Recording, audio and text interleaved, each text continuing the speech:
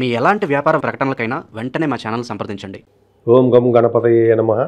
ఓం శ్రీమాత్రే నమః. ఓం శ్రీ గురుభ్యోం నమః. ప్రేక్షకులందరికీ, నన్ను ఎంతగానో ఆదరిస్తున్నటువంటి మీ అందరికీ కూడా నా హృదయపూర్వక నమస్కారాలు. ఇప్పుడు మనం నవంబర్ 1 తారీఖు 2025 నుండి 30th నవంబర్ 2025 వరకు కూడా 12 రాసుల వారికి కూడా ఎలా ఉండబోతుందో మనం తెలుసుకుందాం. అంటే 12 రాసులు అంటే మేషం నుంచి మీన రాశి వరకు కూడా మనం ఎలా ఉంటే తెలుసుకుందాం. అంటే ముందు ప్లానెటరీ పొజిషన్ నుంచి ఒక్కసారి చెప్పుకుందాం. ముఖ్యంగా గురుడు కర్కాటక రాశిలో వక్రగతిలో ఉన్నాడు.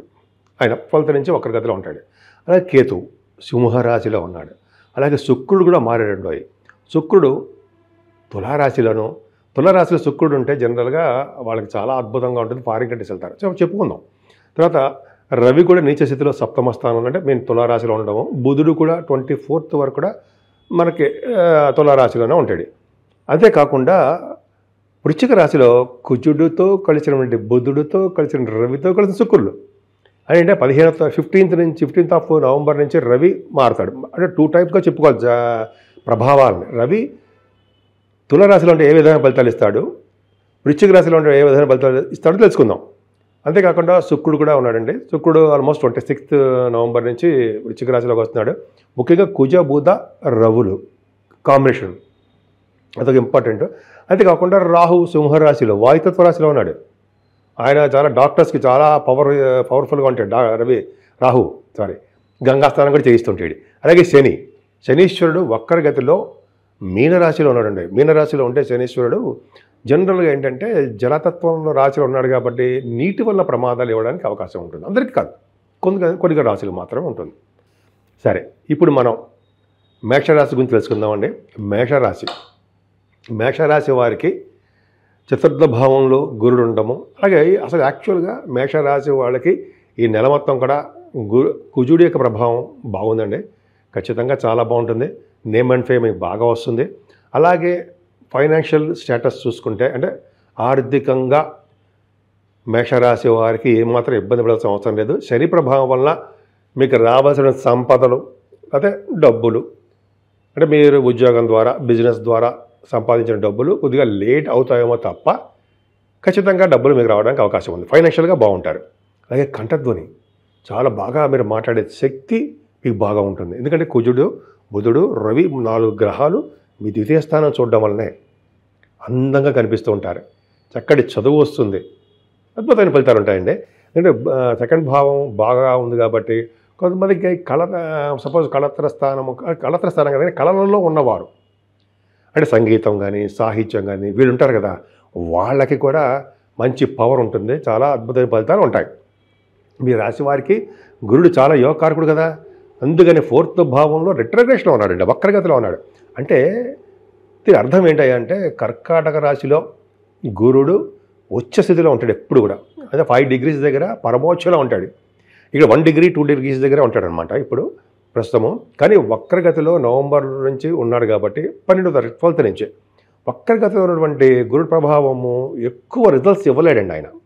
అంటే ఉచ్చ స్థితిలో ఉన్నటువంటి ఫలితాలు వక్రగతిలో ఉన్నప్పుడు ఇవ్వలేకపోతాడు. కానీ గురు ప్రభావం మీకు రాశి వారికి మంచివాడు కాబట్టి చతుర్థ భావంలో ఉన్నాడు కాబట్టి చక్కని చదువు ఇస్తాడండి. విద్యార్థులకి మాత్రము అద్భుతమైన చదువు ఇవ్వడము, విద్యార్థులు వాళ్ళ యొక్క చదువుల్లో మంచి ర్యాంక్స్ సంపాదించడం కూడా జరుగుతుంది. అందులో డౌట్ లేదు. అంతేకాకుండా మీ తల్లిగారి యొక్క ప్రేమాభిమానాలు చాలా చాలా బాగుంటాయి. ముఖ్యంగా భూములు, వాహనాలు, గృహసౌఖ్యము, అధికారుల యొక్క అండదండలు ఇవి ఉండడానికి మీకు చాలా చాలా అవకాశాలు ఎక్కువ ఉన్నాయి. కానీ పంచమ స్థానంలో కేతు ఉన్నాడు చూసారా, అంటే జనరల్ కేతు ప్రభావం వల్ల ఏమవుతుంది, పంచమ స్థానంలో సింహరాశిలో ఉంటే ముఖ్యంగా పెళ్ళైన వాళ్ళకి కానీ లేకపోతే మీరు కొంతమంది ఉంటారు ఏంటంటే పెళ్ళైన తర్వాత పిల్లలు పుట్టడం వాటి గురించి చూస్తుంటారు కదా, వాళ్ళకి పుత్రిక సంతాన యోగం కలగడానికి అవకాశం ఉంటుంది. కేతు ప్రభావం వల్ల పుత్రిక సంతాన యోగం కలగడము. అంతేకాకుండా పంచమ స్థానంలో కోణంలో ఒక కేతు ఉన్నాడు కాబట్టి సింహరాశిలో ఉన్నాడు కాబట్టి స్టాక్ అండ్ షేర్స్లో మంచి ప్రభావం ఉండటము. వాళ్ళకి అంటే ఎవరైతే స్టాక్ మార్కెట్లోనో షేర్ మార్కెట్లో ఉన్న వాళ్ళకి వాళ్ళ యొక్క షేర్స్ అంటే ధన ప్రాప్తి ఎక్కువ, షేర్స్ అంటే బాగా డబ్బులు సంపాదించడానికి అవకాశాలు ఎక్కువ ఉంటాయి. అంతేకాకుండా సినిమా రంగంలో సాహిత్య రంగంలో ఉన్న వారికి అద్భుతమైన ఫలితాలు ఉంటాయండి. మేషరాశి వారికి రవి నీచస్థితిలో ఉన్నాడు.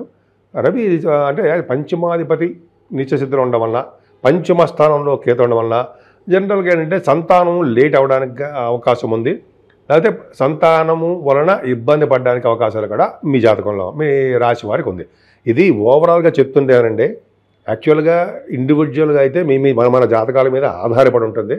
ఇవేంటంటే గ్రహాలు ఇచ్చే ప్రభావము అందరి మీద ఉంటుంది కాబట్టి ఏ ఒక్కరిని ఉద్దేశించి చెప్తుంది మాత్రం కాదు. సరే, రవి శుక్రులు కాంబినేషన్ మంచిది కాదండి ఇక్కడ. కాకపోతే ఏమంటే శుక్రుడు మీ రాశి వారికి పాపి అవుతాడు. ఎందుకంటే second house lord and seventh house lord పాపి, చాలా పాపి అవుతాడు, మంచివాడు కాదు. కానీ అక్కడ ఏమైందంటే బుధుడితో కలిసి ఉన్నాడండి. బుధ శుక్రుల కాంబినేషన్ పర్ఫెక్ట్గా చాలా బాగున్నారు. అంటే అర్థం ఏంటి?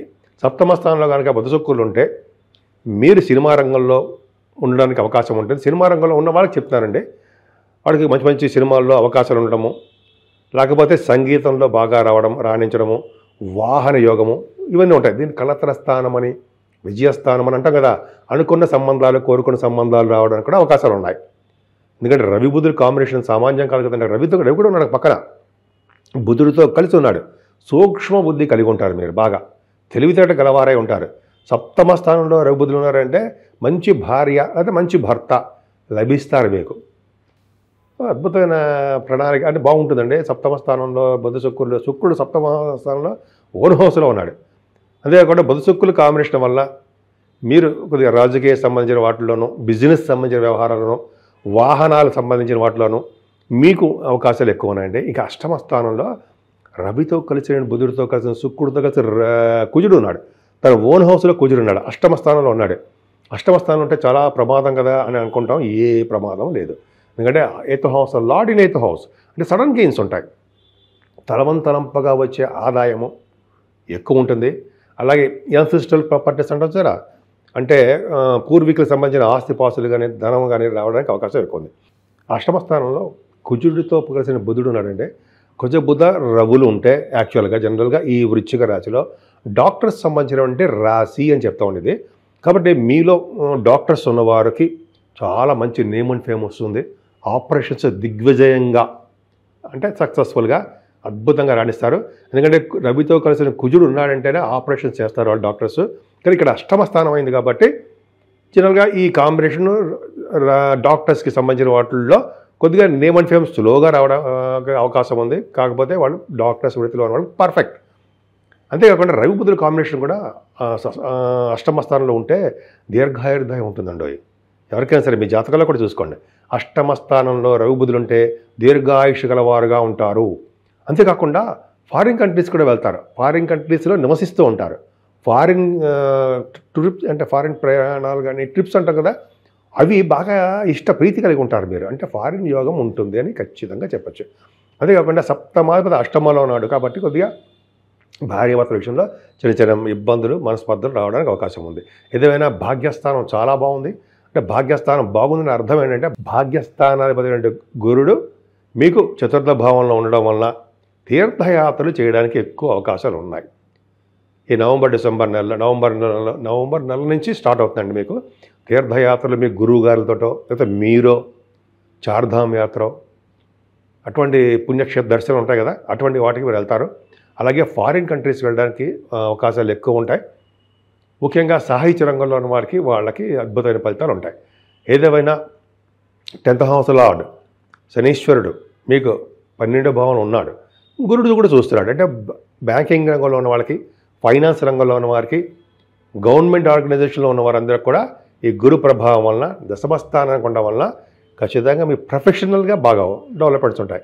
కానీ ఈ శని కారకత్వాలు ఉంటాయి సరా, అంటే ఐరన్, స్టీలు, ఈ సాఫ్ట్వేర్ ఇంజనీర్స్ అంటాం సరా, 12వ భావంలో ఉన్నాడు. 12వ భావంలో ఉన్న శనీశ్వరుడు ఉంటే వాళ్ళకి వాళ్ళ ఉద్యోగ రీత్యా దూర ప్రాంత ప్రయాణాలు కానీ, ట్రాన్స్ఫర్స్ అవ్వడం కానీ, లేదా ఉద్యోగాల్లో చిన్న చిన్న ఇబ్బందులు కలగడం కానీ జరుగుతుంది.